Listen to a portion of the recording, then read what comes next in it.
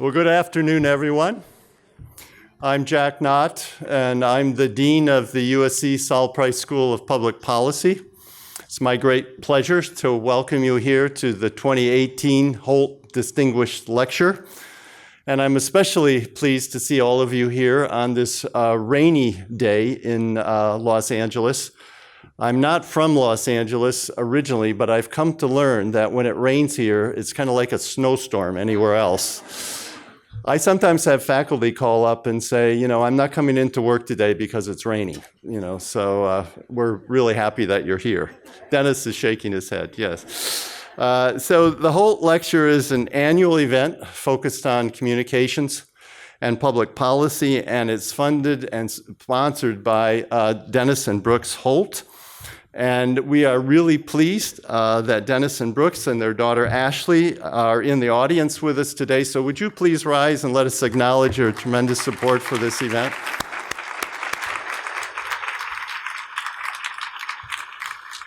Thank you both for establishing and continuing to support this series that looks at really vital issues facing the nation. With your support, we're able to put on these very important public dialogues, and so thank you very much. Dennis is a longtime member of the Board of Counselors of the Price School. He is currently serving as chair of the Board of Counselors, and all the board members love it that Dennis is chair because at every board meeting he has a little prize for them. At the first board meeting it was, I think, Apple Watches or something like that. So these are, significant prizes even for our board members. So thank you.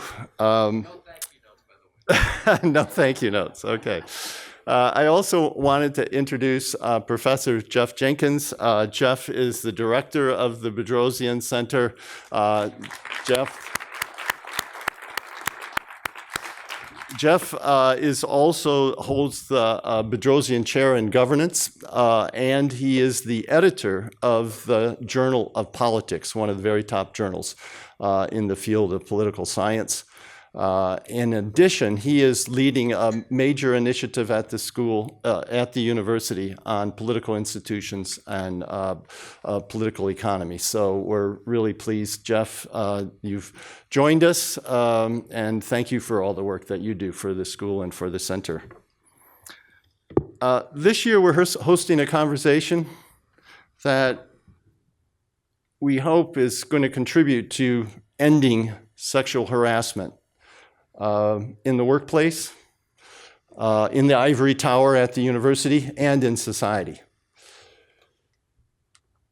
It's hard to pretend that sexual harassment is just an issue of Hollywood or an issue of the media. Just over this past year, there have been some very disturbing cases of sexual harassment and abuse at several institutions of higher education, including here at USC. So this is a hugely relevant topic, not only across the country, but right here at our home institution. And our guest today is Gretchen Carlson. Gretchen is well known and highly regarded news anchor, formerly of Fox News and CBS. But not surprising, Gretchen has been fierce herself from a very early age. You may not know that she performed as a violin soloist with the Minnesota Symphony Orchestra at the young age of 13. She also graduated with honors from Stanford University and continued her studies at Oxford University. And in 1989, not satisfied with all those accomplishments, she won the Miss America crown.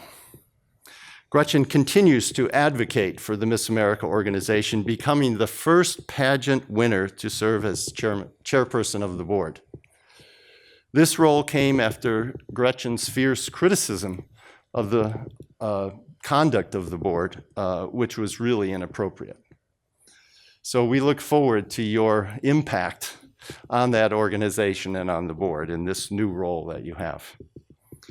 But most of us know Gretchen as a news anchor. She served as a CBS News correspondent covering everything from the Timothy McVeigh execution to 9/11 to a 30-part series on domestic violence.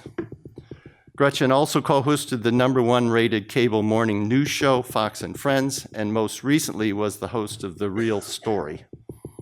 She has accomplished all of that while becoming a celebrated author. And we're really here today, in part, to discuss her New York Times bestselling book, Be Fierce. So she is an author, anchor, and leader. And Gretchen has become a really major leading advocate for the workplace equality and empowerment of women. Joining her will be Professor Lisa Schweitzer from the USC Price School. Lisa's an outstanding scholar who has published numerous articles on issues of social and environmental justice, gender, transportation, and urban planning. And I want to give you one quote from a student that kind of captures who Lisa is. This student is Brittany Shannon, and she says, "Lisa is a rigorous, path-breaking researcher, a tireless colleague, and an unwavering mentor." And we wish you all had those kind of comments from our students. She's also the recipient of many awards relevant to the topic that we're going to be discussing today, including the Association of Collegiate Schools of Planning 2016 Margarita McCoy Award, given to the scholar who best advances women in urban planning at universities. In addition, she also chaired the Faculty Women's Interest Group of the Association of Collegiate Schools of Planning and established a Facebook page that is among the most thoughtful and active in that organization. So all this is to say, Lisa, that you are the perfect person to engage in this conversation with our 2018 Holt Lecturer. So would you all please join me in welcoming Gretchen Carlson and Lisa Schweitzer. We look forward to your conversation. Well, one of the things that struck me about your book was your discussion of Anita Hill. Yes. For the younger students in the audience, maybe we should talk about what happened with Anita Hill and the timing of it. Right. Well, thank you so much, everyone, for coming out to this very important event today. I always love to come back to California. As Jack mentioned, I did go to Stanford, and I chose Stanford because of great academics, but also because of the California weather, because I grew up in Minnesota. So even if it's raining here today, it's fine with me. It's not snowing. So thank you so much for having me here today. Ironically, Anita Hill was one of the first stories I covered as a journalist, and I was promptly sexually harassed on the job thereafter, unfortunately. But I remember covering it as a very green journalist and thinking to myself, wow, I believe her, you know? I mean, she was telling the story of what happened to her, and I believed her. And it seemed very credible. It seemed credible, and then the all-male panel of senators interviewing her didn't believe her. And that was just really startling to me as my entree into journalism. And also, I was sharing with you, Lisa, before that, you know, I grew up as a competitive violinist, and I grew up as a really good student and never had faced any discrimination for being a woman in any stretch of the imagination. I mean, in violin competitions, it was like, who the heck plays better? It didn't matter if you were a boy or a girl.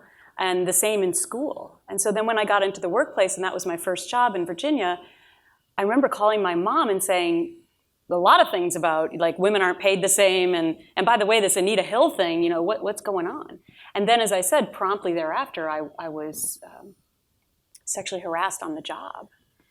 And it was like my world was just colliding together with this international story, and then thinking, well, that will never happen to me, and then promptly happened. Right. Do you think that if something like Anita Hill's case came up today, would it be different? Yes. So I think what happened after the Anita Hill hearings is that companies really figured out that they needed to put policies in place with regard to sexual harassment. And so right now you have 98% of relatively large companies having sexual harassment training policies. The problem is that I think a lot of them used it sort of as cover your ass facades.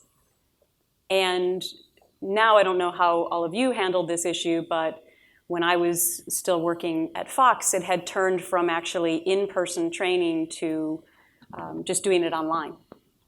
And you know how we all operate. You just go through as fast as you can just to say you did it, right? Or have your assistant do it for you. So really, what is the impact of that? And that's what I mean by cover your you-know-what. So I think what's happened now in what I like to call this cultural revolution over the last 20 months since I jumped off the cliff by myself was that companies now, I hope, are doing a tremendous amount of introspection and realizing that those policies are not enough. And the reason that I think that this tsunami isn't going away this time is because I've been asked to come and speak at conferences where businesses want to do that introspection. They want to go above what the law requires them to do. And I actually believe that that will be the final tipping point in this tidal wave that we're experiencing. It'll be when corporations and institutions finally decide to really make it comfortable for people to come forward and not penalize them. And the second part of that is when men within corporations, and some women, finally also decide to stop being bystanders and enablers and become allies. And it's almost as difficult as for the victim to come forward as for men in those positions to also come forward. But to me, that will be the final tipping point that actually brings us to a solution. One of my favorite lines in the book covers just that, and that is the culture is stronger than the law, right? In that we do have a lot of procedures.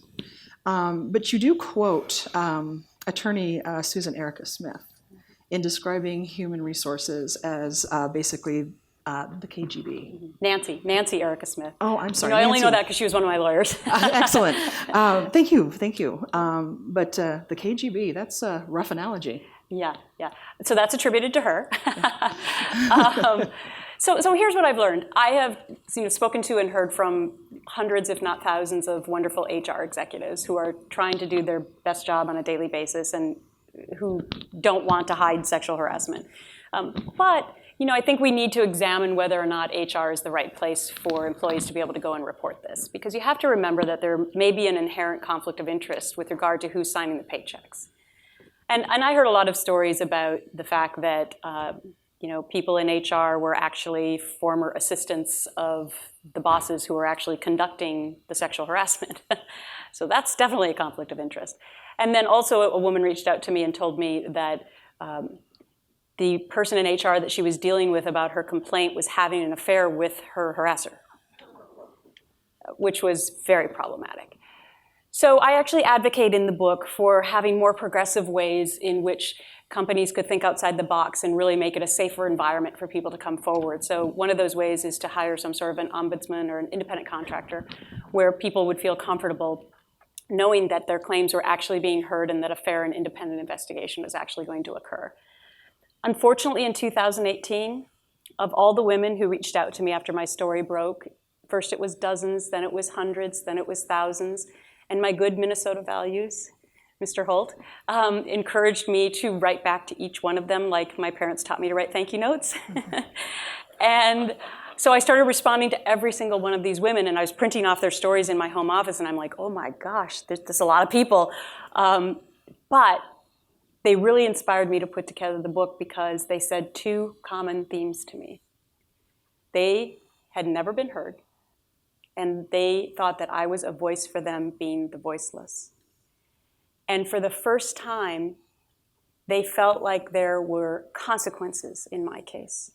And they saw a titan fall as a result, which, by the way, I could have never predicted. And that gave them hope. Now, I will share with you that 99.9% of those women who had the courage to come forward in their places of work and had the courage to come forward to me and tell me their stories, they were promptly blacklisted, demoted, and fired. And 99.9% of them have never worked in their chosen profession ever again. And that is outrageous.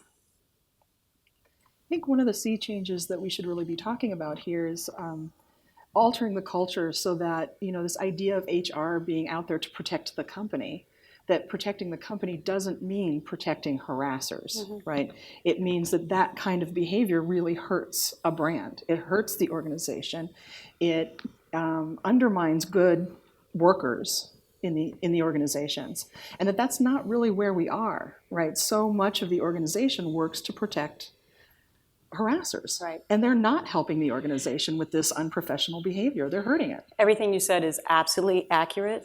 And the one other thing I would add is that the high turnover rate of women then, one of the main things that companies will tell you is their main goal is to retain women, especially after they go through their childbearing years. And, how do we retain these highly skilled individuals? And McKinsey did a study that showed, that women contribute to the billions and trillions to the bottom line and to the GDP every year. And they help create businesses to be more successful. For some reason in our culture, we protect harassers. And what I found out from my research after my story broke was that it's not just the high-level employee who's the moneymaker. Those are the stories we've heard a lot about. Hollywood execs, TV execs, etc., Capitol Hill. But I've heard a lot of stories as well that it's the low-level employee who's a harasser who the company also protects. I'll share with you a story about a young journalist who was in her prime in her 30s. And when she came to work at a particular station, she was warned, be careful of Joe. Joe's a little handsy. And everyone knew about it. And Joe had been there for 30 years. And he was a teleprompter operator. He was not the president. And sure enough, Joe was handsy with this particular person. And the problem is that women, when you find yourself in this situation, you feel like, I'll just work harder and I'll overcome this and it will go away. It's kind of how we're socialized. And so we don't really have a plan. And then one day, we just can't take it anymore and we finally go and file a complaint. But then we don't have a plan. Another reason I wrote the book, Chapter 4, which is my 12-point plan. It's my favorite chapter. Thank you. So this woman goes and finally erupts one day and goes to complain to HR. And guess what happens?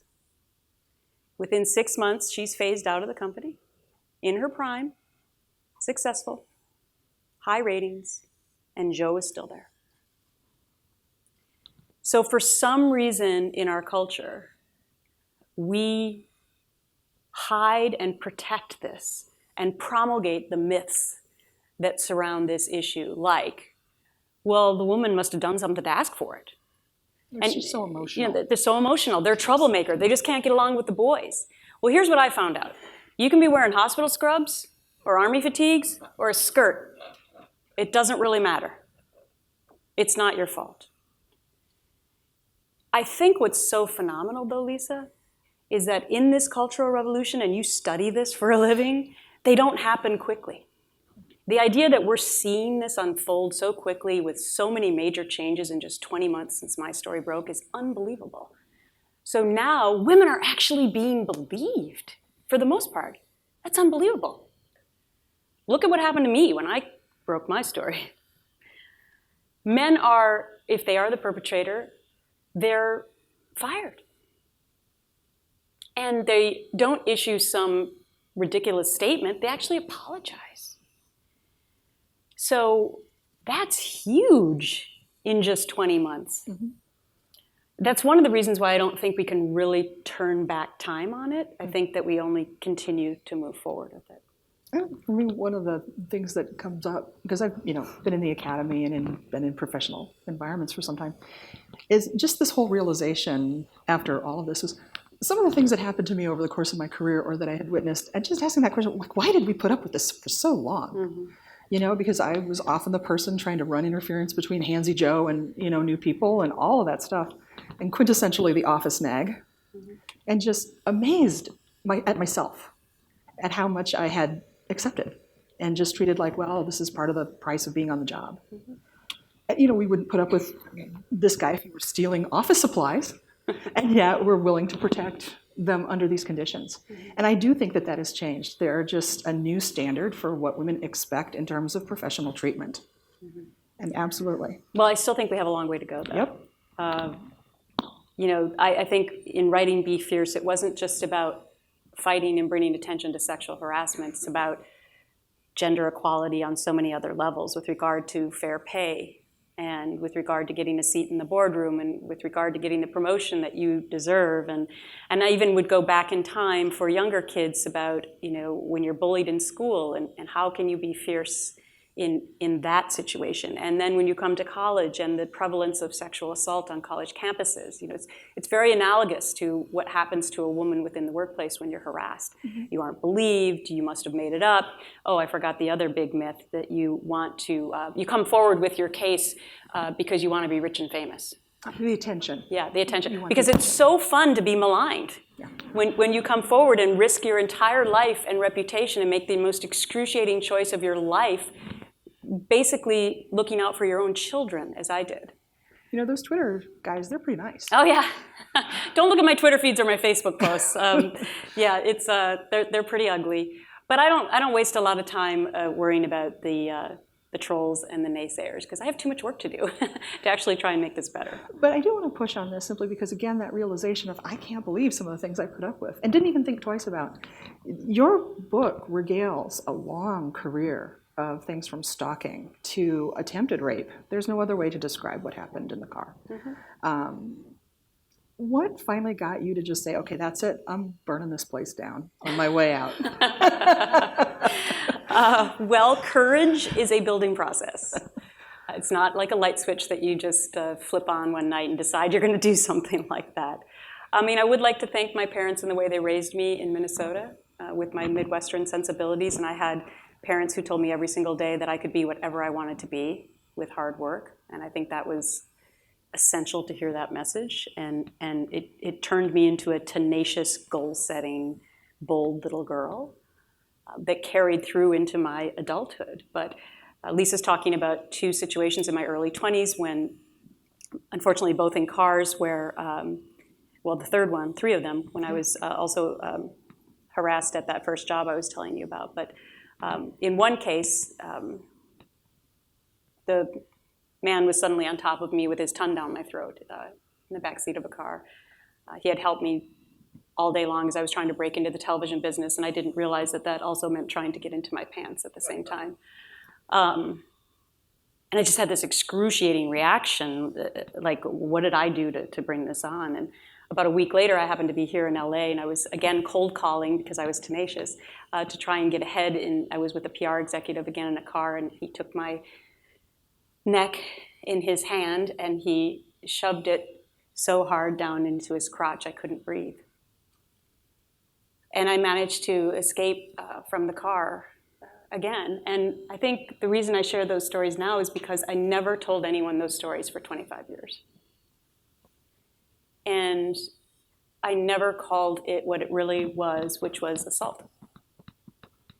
And again, this is how women, I think, are raised to accept these things and think, well, we just can work harder, right? And make it go away, or shove down these memories of horrible things that have happened and just think like, we'll get past it.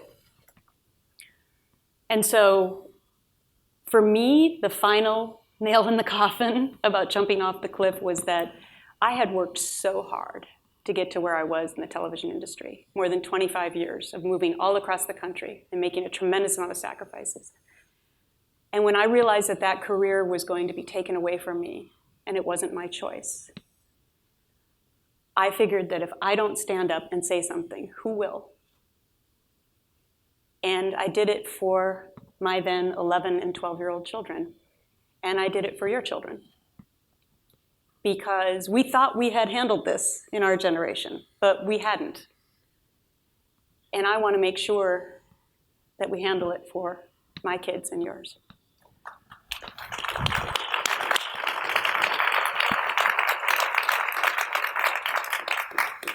What is your response to the commentary that Me Too it's played out, it's gone too far, it's it's a witch hunt, What do you say about that? Is there any truth to that?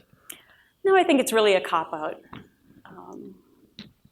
Gosh, there are so many more stories to be told, unfortunately. I mean, I would know because just a smattering of them are in my book. It's my greatest hope, actually, that this will trickle down to the every woman, because those are the stories that really need to be told. The waitress, the teacher, the lawyer, the accountant, the members of our military. I've heard from oil rig operators, police officers, firefighters. It's everywhere. It's a pervasive epidemic. And so we're just getting started on the Me Too movement, to be honest with you.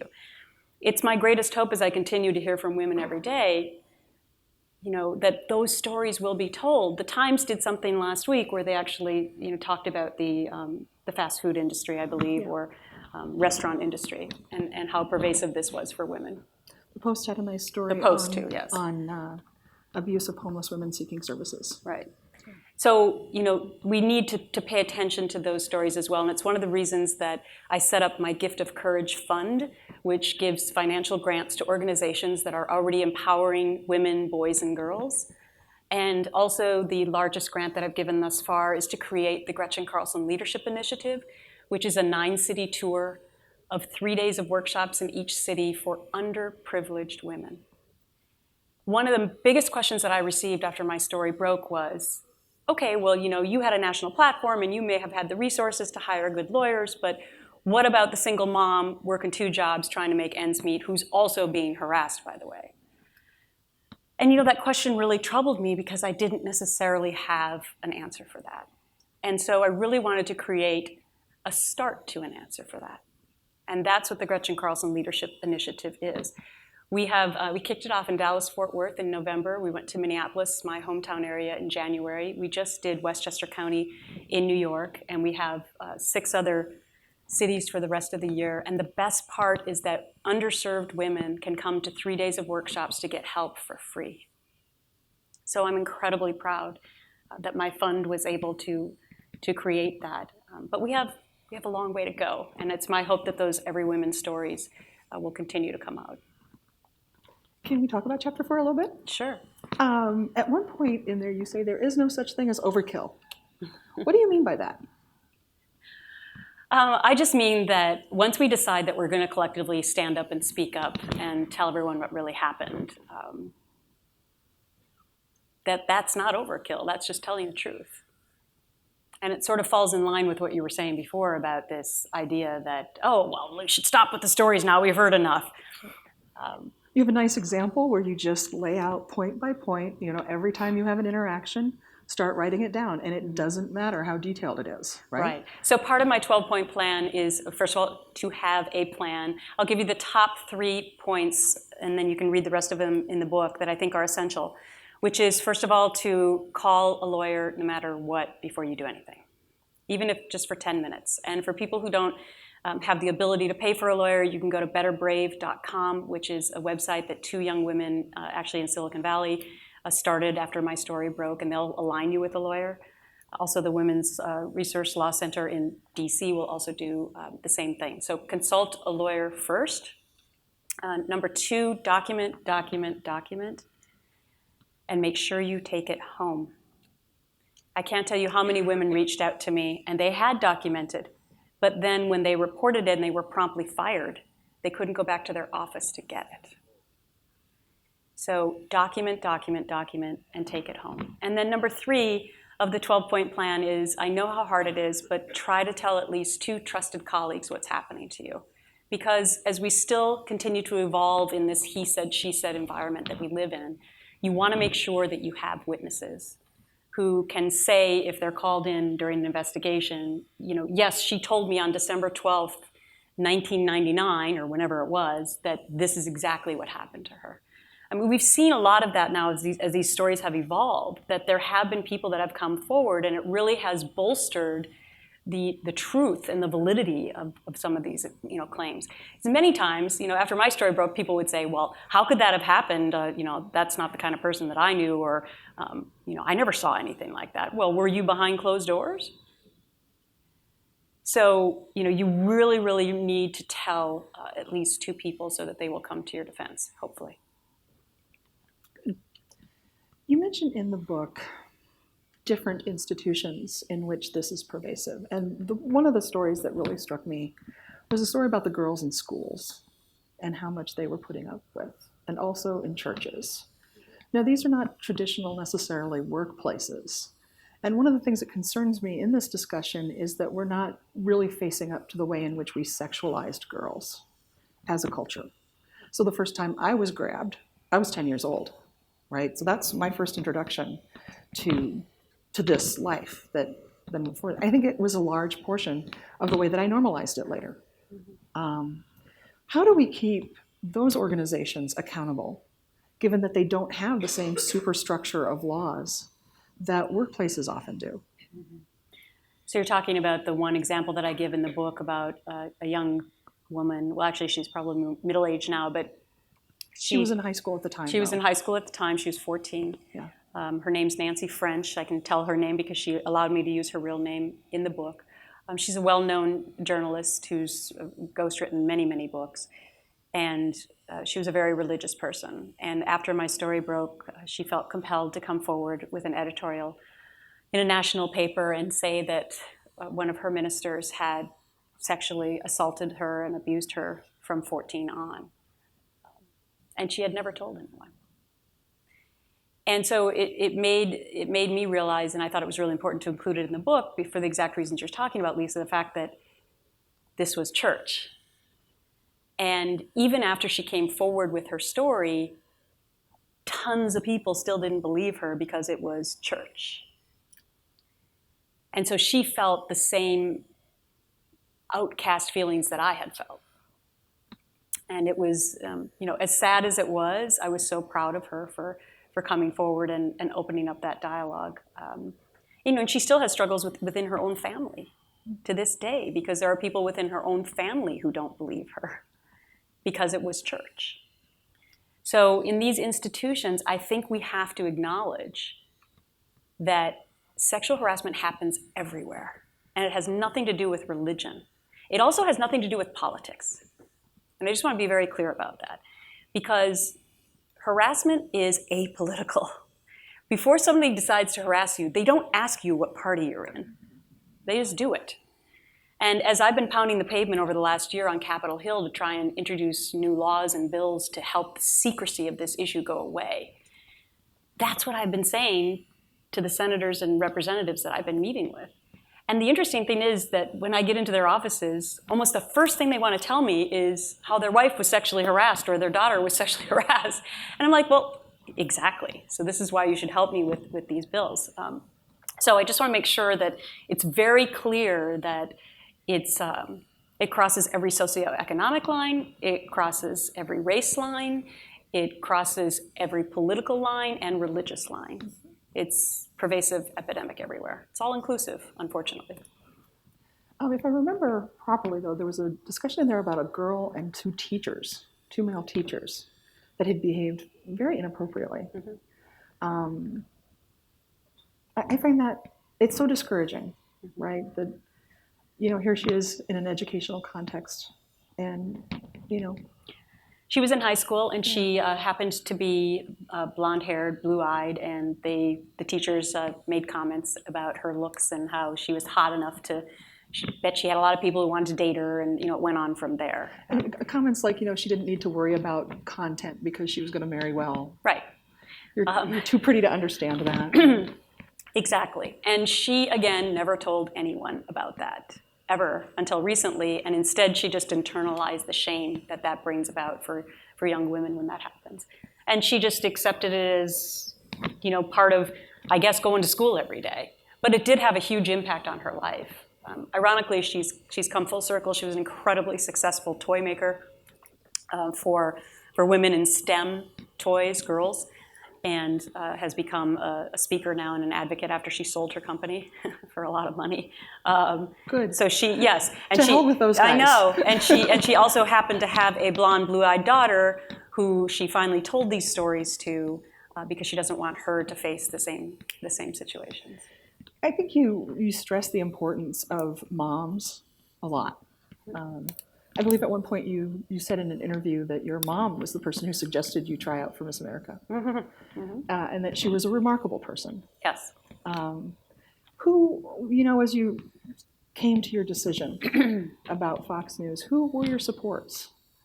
Was it your family? Did you have a network of friends who were like, go for it? Mm-hmm. Or who were there for you? Yeah, so it was a really small group because when you're about to do something like this, you don't broadcast it to the world. But also because I would have been in legal jeopardy had I done that, which I can't really get into, unfortunately. But I had to keep it very close to the vest. So my husband, my parents, and my lawyers. That's it. The night before, I told my 2 children.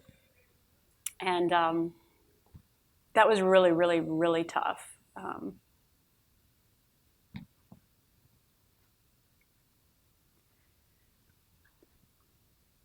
It's tough to tell your kids what you've been going through.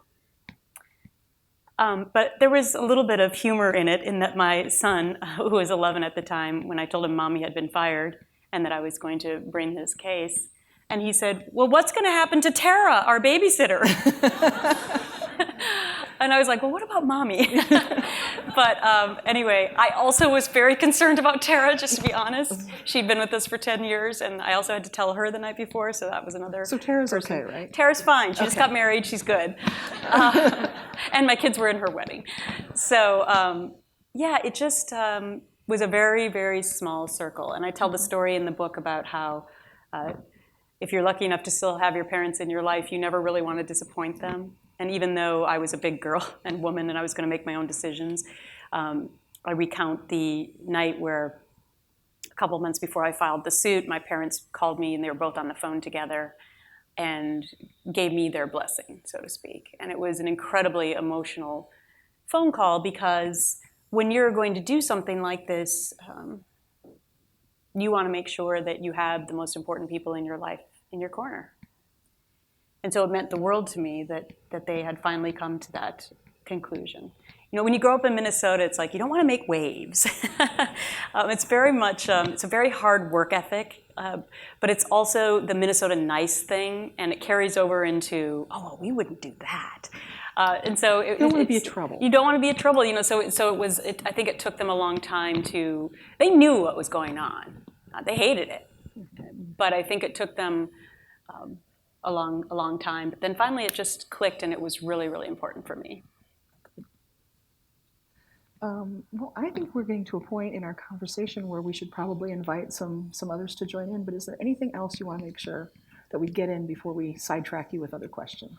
Yeah, I think I would just say that one chapter, two things. I dedicate one chapter to men, and I just want to point that out because that was something that I didn't necessarily plan for, but it ended up being the longest chapter, and it's called Men Who Defend. Because what I found out afterwards in my unscientific study of walking the streets of New York City was that actually more men stopped me than women, and they wanted to shake my hand and say thank you for my children. And it really had this huge impact on me. And then I started hearing from so many men across the country who were already doing great work to help women have equality in the workplace. And I wanted to celebrate them in the book. And it ended up being the longest chapter. Mm-hmm. So I want to make sure that I say that. And then I also have a chapter on parenting, because I think that's where it really starts, with gender equality and equity in the way in which we raise our children. And the caveat to that is that I believe it's actually much more important the way in which we raise our sons than even the way in which we raise our daughters. And I've found myself over the last 20 months sort of checking myself as a parent with very subtle cues that we give our children about the differences between being a boy and a girl. And so one example I'll just give is that when my daughter got a pink Easy Bake oven for her 5th birthday, my son actually liked playing with it more than she did. And I never said to him, you know, you shouldn't play with that because it's pink or because it's cooking. You know, to be honest, I was just so psyched somebody wanted to cook in my family because it wasn't going to be me. And, you know, and the same would be for if my daughter wanted to go outside and toss the football. You know, I grew up a tomboy. I love sports. And so I think we just need to be really cognizant of those gender cues that we're giving. And they can be incredibly subtle. And I'll just stop by pointing to a study that came out last year that was incredibly disappointing to me, which was out of Columbia, that showed that little girls at the age of 5, when they hear something smart, they will say to you it can be a man or a woman who said it. And by the time they get to age 6, 7, and 8, they say it can only be a man. So what happens? between 5 and 6. They go to school. So what are the subtle cues in 2018 that we are giving to our kids in school potentially that are allowing these young girls to form those opinions at such a young age? It's kind of scary. Yeah. So the way in which we raise our sons especially, and we can only do so much as parents because there are all those outside forces, but it really begins at home in my mind. What would you do if you continually saw the men on your Facebook feed co-opting this issue by all the Democrats being like, woohoo, every time a Republican guy was suddenly accused of harassment, and them being positive that it's not their party, it's the other party, and really the whole thing becoming fodder for a fight between guys about their political parties? Mm-hmm. I hear you. My answer to that is you can't pick and choose who you want to believe. So, whether it's the Roy Moore story or Trump or, Harvey Weinstein or Bill Clinton. I mean, as we've seen, titans from both sides have fallen. And so politics really has nothing to do with it. And it really, really frustrates me when I see that happen, because you can't be elated because it's somebody being accused in the party that you don't like, and then when it happens to the other side, say, oh, well, that's not true.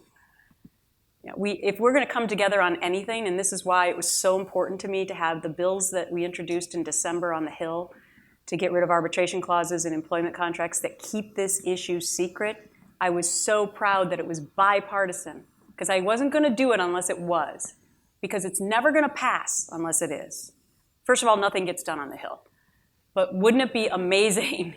Wouldn't it be amazing if these bills, which were both introduced in the House and the Senate in a bipartisan fashion in December, on the same day, if they actually passed this spring for women, and it would be bipartisan, would send a huge, huge message. And I just want to shout out to Microsoft, which was the first company that decided, without having to pass the law, that they will take arbitration clauses out of their employment contracts. And I'm hopeful that other big companies will do the same thing.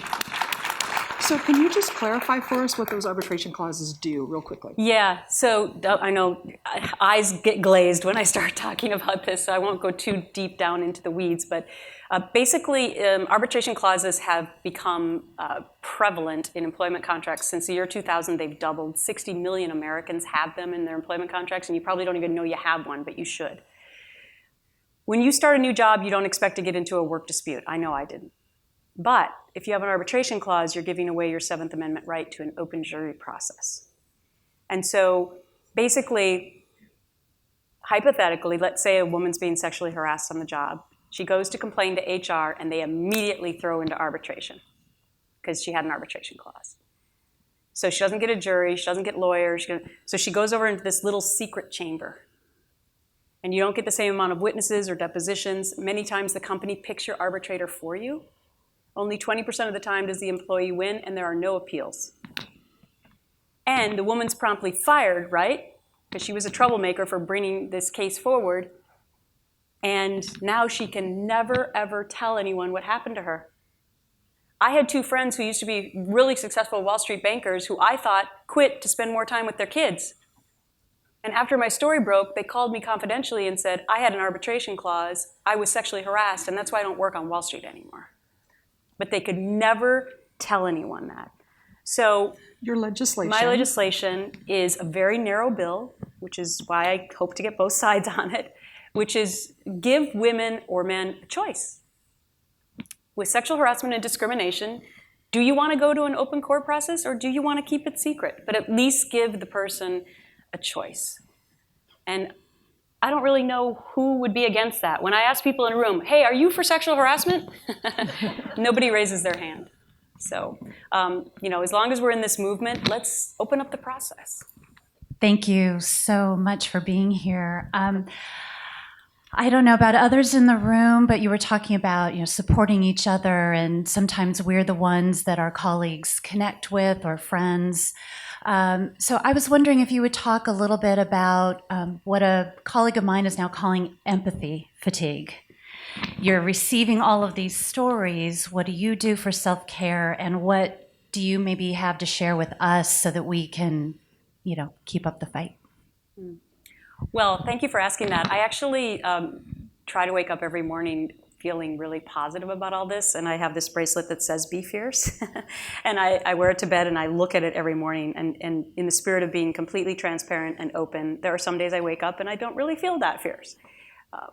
It's a huge burden on me to know that I'm sort of responsible for carrying on this movement. But if there's been one constant in my life, it's been that if there's a challenge in front of me, I go for it, and I work incredibly hard. And actually, all these stories of women, as sad as they are, they actually buoyed me in a time of desperation, because I realized I too was not alone. So I look at it more of, yep, these stories really suck, and these women aren't working in their professions anymore, and that's crazy. But what can I do to help them? And so one thing I've been advocating is, wouldn't it be great if all those companies that got rid of all those women actually hired them back? Instead, you know what we talk about in the media? When we have a high-profile guy who's a perpetrator who loses his job, the next week we're talking about, hey, can they be rehabbed? Where will they show up again? I'm like, what are you talking about? Who cares about them? What about all the women who have lost their jobs? It could be millions.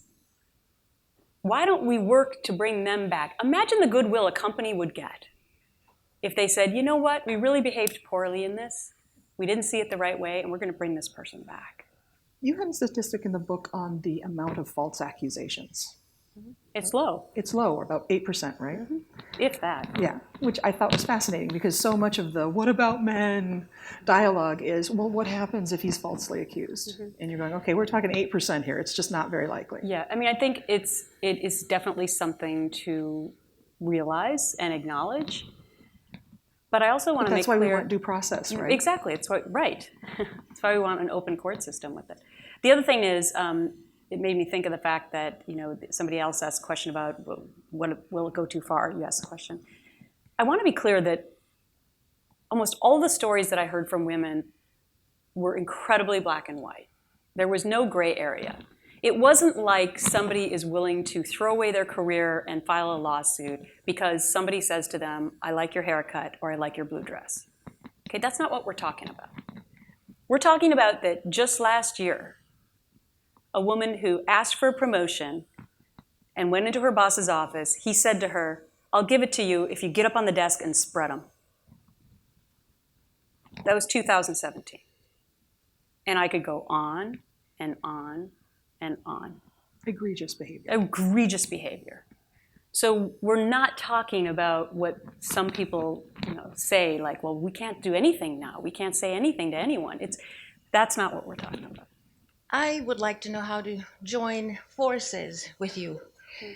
There are so many issues, and as you said, they cut across all the socioeconomic and all these cultural contexts. My concern is particularly for the church. And I was abused in the church when I was young, and I'm writing my story and living through those stories as I'm writing.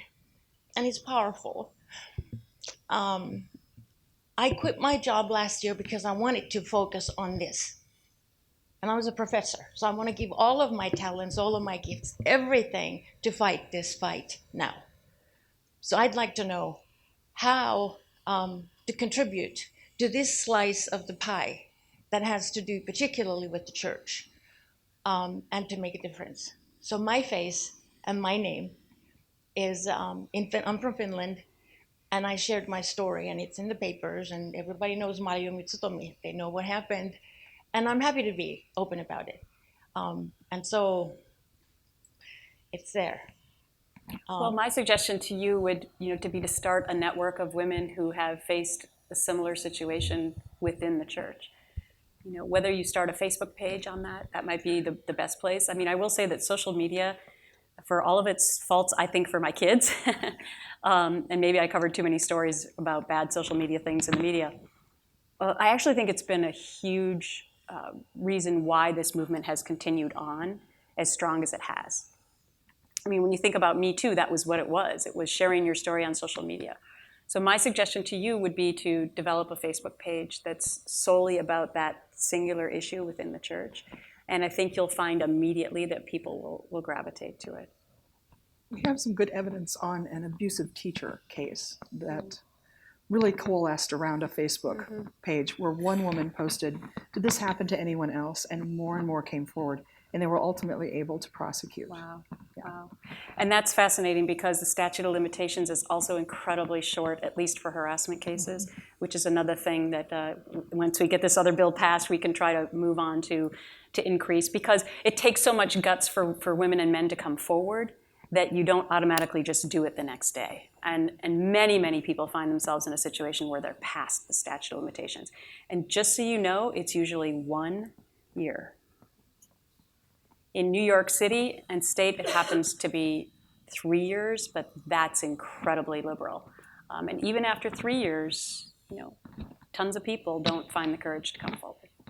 So I hear us talking mostly about legislative actions, and you made the comment earlier, which really resonated for me, that there are lots of laws on the books. And I've worked for 20 years in human resources in large organizations, so I've seen this from the inside. And I'm wondering, what do you think will actually be the true cultural dam?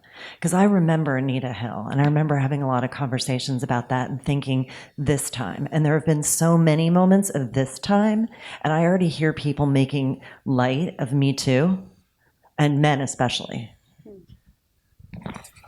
Yeah, so solving this issue is not just a one-pronged solution. It's a tangled web. And that's what I spell out in the book, is that it's parenting, it's men helping us as long as they run 94% of the Fortune 500 companies. It's putting women in higher positions and paying them fairly. Because guess what happens when you have more women in higher positions? You don't have sexual harassment. So it's that. It's changing laws. It's changing the way in which we allow people to report it within the confines of the workplace structure. It's so many different things. But my greatest hope is that, and one of my favorite quotes that happens to be anonymous, unfortunately, is, "One woman can make a difference, but together we rock the world." And one of the things that we're seeing is that collectively that's how we're seeing this difference happen. But within the workplace, I'm encouraging young people especially to form groups and to go and have a voice with HR and say, for example, we don't like the way that we're doing sexual harassment training, or we don't like the fact that we have arbitration clauses, or we should have small group dialogues about how we can make this better and more equal and fair for all of us as employees. The idea that people are feeling inspired about this movement should carry over into the workplace. In the book, you talk about bully culture. And I thought that was a very interesting way of putting it. And yet I'm not quite sure how you envision that bully culture contributing to the perpetuation of this. Because when I hear somebody making light of Me Too, that's what I think, right? You use ridicule to diminish. What do you think when you say bully culture? What are you talking about? I'm talking about just that we celebrate for some reason the idea that that's okay and we cover and protect. And that's seen like it's strong and aggressive and good, right? Aggressive is good. But actually, and I talk about this in the man chapter, to be a real man is actually not to man up, it's to speak up. So being fierce is something that both need to do. Oh yeah, and I document, unfortunately, men in the book who did come to the defense of women in the workplace, and then they were promptly blacklisted, demoted, retaliated against, and fired. So again, that protectiveness of that culture is just so strong. Now, it's my greatest hope, of course, that we're changing that as a result of this whole movement as well. Thank you for sharing your story, and I'm proud parent of USC 2 Trojan, and I'm so fortunate to be here. My son and daughter-in-law both are from USC. My son is managing director of the company, and daughter-in-law is in a recruiting firm in Manhattan.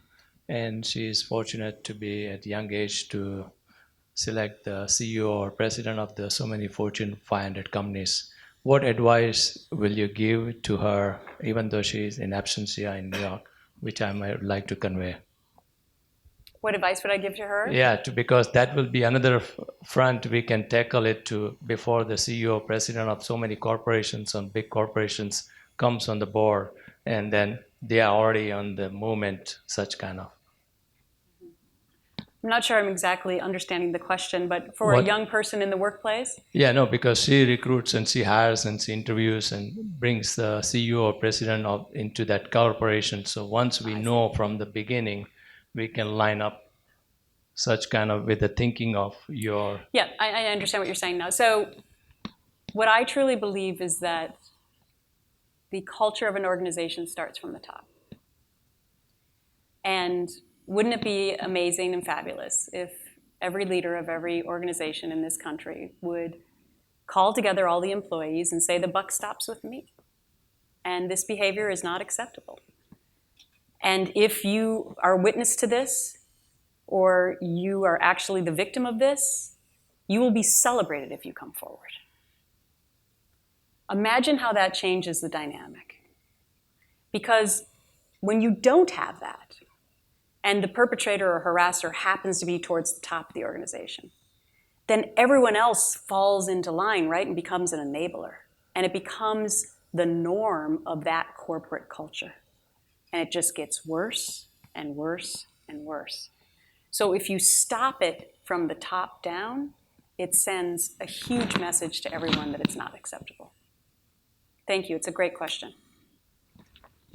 I hope you've enjoyed yourself. I sure have. I've loved it. Thank you so much. Really appreciate it. Yeah, this is going to be about what we have time for, but Gretchen is going to be here signing books over here. I don't believe she's going to have time to personalize today because you have another appointment to get to. Yes. So line up over here if you want your book signed. There's copies, additional copies if you want to take one for a friend because it's an important book. The book is entitled Be Fierce, and she means it. It's advice for everyone. Let's thank our